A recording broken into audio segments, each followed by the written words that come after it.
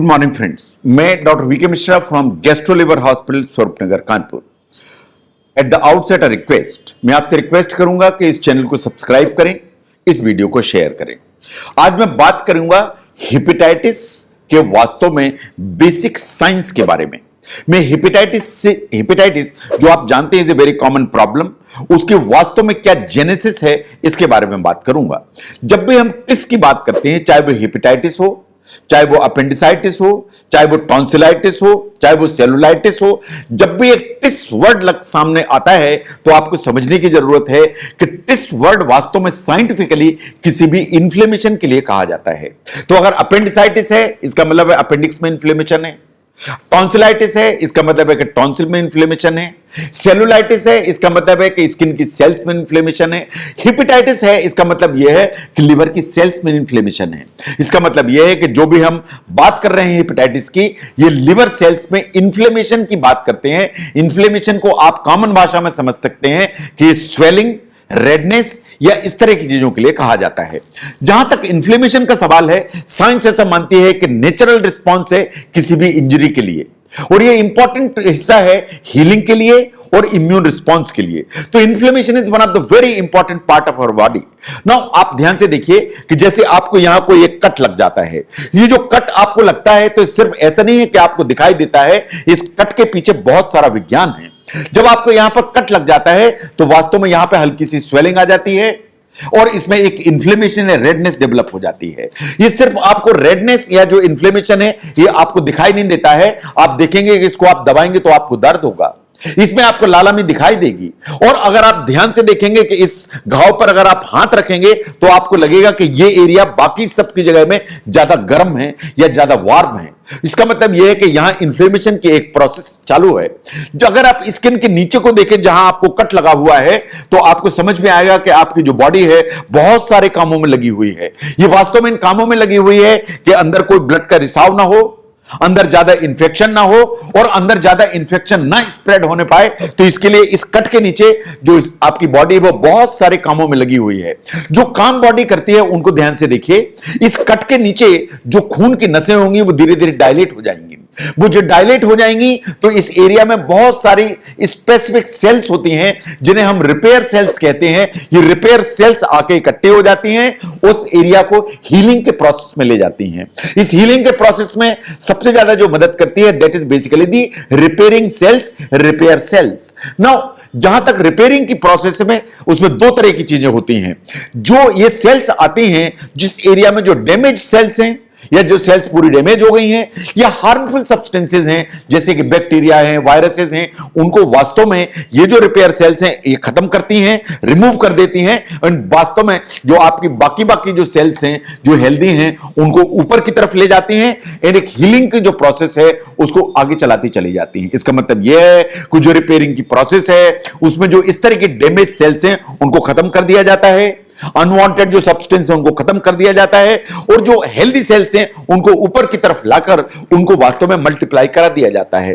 तो अगर हम इन्फ्लेमेशन को देखें तो किसी भी इंफेक्शन से लड़ने का ये एकदम एसेंशियल पार्ट है। अगर एक कट भी लगा तो इन्फ्लेमेशन हुआ एंड आपकी बॉडी ने उसको रिपेयरिंग की जो प्रोसेस की उससे आपकी बॉडी ने इसको ठीक किया। नाउ अगर हम इन्फ्लेमेशन का रोल है उसको मेटाबॉलिज्म में ध्यान से देखें, अगर हम लिवर को ध्यान से देखें तो साइंस ऐसा मानती है कि लिवर बड़ा कॉम्प्लिकेटेड ऑर्गन है एंड इसे प्लेंटी ऑफ फंक्शंस हैं। ऑन एन एवरेज ऐसा माना जाता है कि 500 काम करता है हमारी बॉडी में। इसका सबसे बड़ा जो काम है हमारा जो इम्यून सिस्टम है उसको ऊपर की तरफ रखने में है। ये बहुत सारे प्रोटीन्स बनाता है जो हमारी बॉडी के लिए जरूरी होते हैं। ये बहुत सारे प्रोटीन्स बनाता है जो हमारे इम्यून फंक्शंस को ऊपर की तरफ लेके चलते हैं। ये बात सही है कि हमारा जो लिवर है उसके बहुत सारे काम जो है वो मेटाबॉलिक फंक्शन की श्रेणी में आते हैं। इन जो मेटाबॉलिज्म है इसको ऊपर की तरफ रखते हैं। अगर हम इन फंक्शंस को ध्यान से देखें तो इनका काम है कि जो मैं खाऊं उसको वास्तव में ये एनर्जी में कन्वर्ट करे, यानी खाऊं तो उसको जो लिवर ले उसको यूटिलाइज करे और एनर्जी में कन्वर्ट करके मेरी बॉडी को दे। जो मैं खाऊं उसको ब्रेक डाउन करे और बेसिक बिल्डिंग ब्लॉक्स में निकाले, इन द सेंस कि मैं प्रोटीन अगर खाया तो उसके अमाइनो एसिड्स बनाए और अमाइनो एसिड्स जो है ना वो मेरी बॉडी को दिए ताकि वो यूटिलाइज किए जा सकें। ऐसे ही जो वेस्ट प्रोडक्ट बहुत सारे बचते हैं उनको एलिमिनेट करने की जिम्मेदारी भी लिवर के ऊपर होती है। जो बाइल बनाता है तो बहुत सारे वेस्ट प्रोडक्ट बाइल के थ्रू बाहर निकल जाते हैं। ऐसे ही लिवर की ही रिस्पॉन्सिबिलिटी है कि जितने भी टॉक्सिन्स हमारी बॉडी में उनको निकाले, जो हमने दवाइयां खाई उनके जो हार्मफुल साइड इफेक्ट्स हैं उनसे हमको बचाए और उन्हें बाहर निकाले, और जो टॉक्सिक मटेरियल हमारे ब्लड में होते हैं उनको भी क्लियर करे और वहां से बाहर निकाले।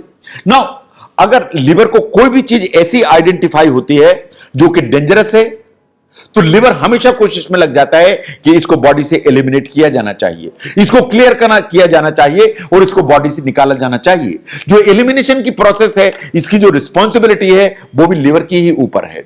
नाउ कोई भी इस तरह का अनवांटेड सब्सटेंस हमारी बॉडी में आया, चाहे वो बैक्टीरिया हो, चाहे वो वायरस हो, चाहे कोई वो टॉक्सिन हो, तो उसको बाहर करने के लिए जो लिवर है वास्तव में एक इम्यून रिस्पांस उसको एक्टिवेट कर देता है।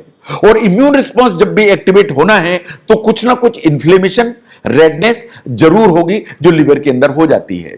जब इन्फ्लेमेशन जब जरूरत नहीं होती है या कोई भी चीज ऐसी है जो अनवांटेड है और वो एलिमिनेट हो गई है, तो जो लिवर है वो उस तरह का जो ऑर्गन है कि धीरे धीरे इन सब पूरी की पूरी प्रोसेस को बैलेंस कर देता है और इन्फ्लेमेशन को खत्म कर देता है एंड लिवर हेल्दी हो जाता है। तो लिवर का काम है गंदगी को एलिमिनेट करे, एलिमिनेट करने के लिए इम्यून रिस्पांस ऊपर करे, उसके लिए कुछ इन्फ्लेमेशन करे, और जब एलिमिनेट चीज हो गई तो धीरे धीरे सभी चीजों को बैलेंस करे और लिवर को फिर से पुरानी हेल्थ में लेके चला जाए। This is the main thing जो लिवर हमारे लिए करके देता है।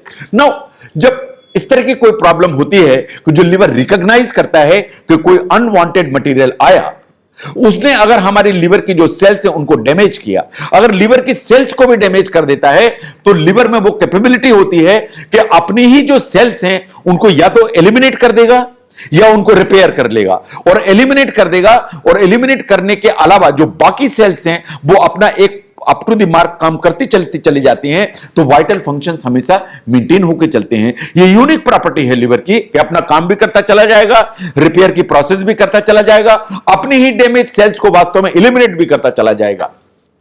नाउ जहां तक इन्फ्लेमेशन का सवाल है, इन्फ्लेमेशन वास्तव में टॉक्सिक सब्सटेंस को गेट रिड करने के लिए या बाहर करने के लिए is one of the very important thing जो डैमेज सेल को भी रिपेयर करने में काम करता है। नाउ लिवर की जो डैमेज सेल्स हैं और जो इम्यून सेल्स हैं, दोनों जब भी इस तरह की प्रोसेस में फंस जाती हैं कि लिवर सेल्स डैमेज हो रही हैं, इम्यून सेल्स जो है डेवलप हो रही हैं, तो वास्तव में ये बॉडी को एक सिग्नल देती हैं, और बॉडी को जो सिग्नल देती हैं तो बॉडी आपके उस एरिया में भेजती है रिपेयर सेल। जैसे मैंने पहले भी कहा, जो रिपेयर सेल्स हैं ये वास्तव में साइट ऑफ इंजरी पे पहुंचती हैं। ये जो रिपेयर सेल जब पहुंचती हैं तो इनका काम है कि जो एरिया जहां इंफ्लेमेशन है उसको कॉर्डन ऑफ करें, उसको चारों तरफ से घेर दें, और कार्डन ऑफ करने के बाद एक मटेरियल लिबरेट करती हैं या सिक्रेट करती हैं जिसे कहते हैं कोलेजन। ये जो कोलेजन है वास्तव में उस तरह का मटेरियल होता है जो यहां इन्फ्लेमेशन है उसके चारों तरफ डिपॉजिट होता है और उस एरिया को स्टिफन कर देता है। और स्टिफन करने के अलावा ये करता यह है कि जो सर्वाइविंग सेल्स हैं या हेल्दी सेल्स हैं उनको वास्तव में हेल्प करता है और उनकी जो हीलिंग की जो प्रोसेस है उसको आगे करता चलता चला जाता है। इसका मतलब यह है कि जो हेल्दी सेल्स हैं वो हेल्दी होती चली जाएंगी, एरिया कॉर्डन ऑफ होगा, और जो सेल्स डैमेज्ड हैं उनको एलिमिनेट किया जाएगा, जो वायरसेस, बैक्टीरिया जो कुछ भी है उनको एलिमिनेट किया जाएगा, और उसमें से जो भी ऐसी सर्वाइविंग सेल्स हैं जो रिपेयर हो सकती हैं उनको रिपेयर किया जाएगा। ये वास्तव में रिपेयर सेल्स का काम है कोलेजन डिपॉजिट करके। नाउ जो रिपेयर प्रोसेस है वास्तव में बहुत क्लोजली रेगुलेटेड होती है, इन द सेंस कि जब प्रोसेस की जरूरत है, जब इन्फ्लेमेशन का रिक्वायरमेंट है, जब एलिमिनेट करने की जरूरत है तो रिपेयर सेल्स काम कर रही हैं, कोलेजन डिपॉजिट हो रहा है और ये रिपेयरिंग की प्रोसेस ऊपर की तरफ जा रही है। बट जैसे ही इन्फ्लेमेशन खत्म होता है, रिपेयर सेल का काम खत्म होता है, तो रिपेयरिंग की प्रोसेस धीरे धीरे खत्म हो जाती है, और जैसे ही रिपेयरिंग की प्रोसेस खत्म हो जाती है तो ये जो जितना एक्स्ट्रा कोलेजन या जो कॉर्डन ऑफ के लिए जो मटेरियल उसने जमा किया था ये धीरे धीरे डिस्पर्स हो जाता है, और डिस्पर्स होने के साथ धीरे धीरे खत्म हो जाता है, लिवर एब्सोल्युटली नॉर्मल हो जाता है। ये वास्तव में लिवर का जो इन्फ्लेमेशन है या हेपेटाइटिस है इसकी एक स्टैंडर्ड प्रोसेस है। ये बिल्कुल स्टैंडर्ड प्रोसेस है। ये इन्फ्लेमेशन होगा, डैमेज सेल्स उसमें डेवलप होंगी, इम्यून रिस्पॉन्स आएगा। ये 3 चीजें होंगी। जब ये 3 चीजें होंगी तो रिपेयर सेल आएंगी।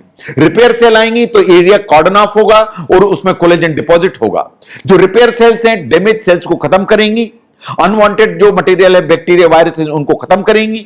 जो पार्शियली डैमेज सेल हैं उनको रिपेयर करेंगे और हेल्दी सेल के जो बाड़े में भेजेंगी या उनके एरिया में भेजेंगी। और जैसे ही इन्फ्लेमेशन खत्म हुआ, रिपेयर सेल वापस चली जाएंगी और कोलेजन धीरे धीरे डिस्पर्स हो जाएगा और लिवर एंटायरली नॉर्मल हो जाएगा। This is the basic process जिसे आप हेपेटाइटिस के नाम से जानते हैं।